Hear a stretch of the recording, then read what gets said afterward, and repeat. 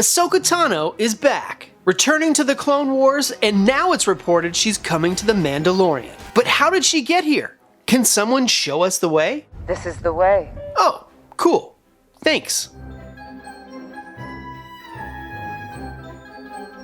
Slashfilm reports that Rosario Dawson has been cast as the live-action Ahsoka Tano in The Mandalorian Season 2. If this is true, it's pretty exciting. Ahsoka is set to be a big part of the Clone Wars final season, and thanks to the Darksaber, it looks like she's on a collision course with a certain deadly Mandalorian bounty hunter. Wait, no, not him. Yeah, that's the guy. Anyway, what has happened to Ahsoka since the last time we saw her? Well, we did some digging through the Star Wars canon to get a sense of what she's been up to since she walked away from the Jedi. I'm Ahsoka?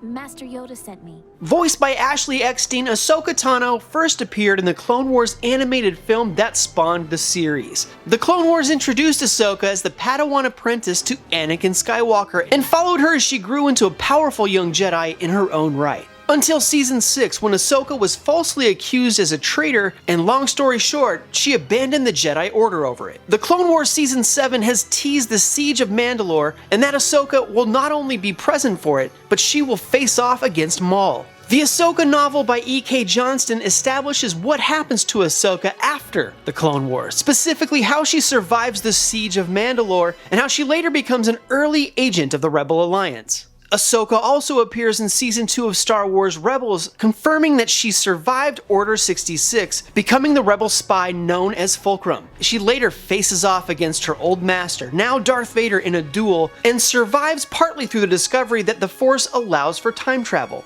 The last time we see Ahsoka in Rebels, she and Mandalorian Sabine Wren are setting off in search of Jedi Ezra Bridger, who may or may not still be alive following the events of the Rebels finale. This takes place after the Empire's defeat in Return of the Jedi. And that's where Ahsoka's story gets a little murky. She only has one canon appearance after this. In Star Wars The Rise of Skywalker, when Rey hears Ahsoka's voice among the other Jedi who help her take on Palpatine.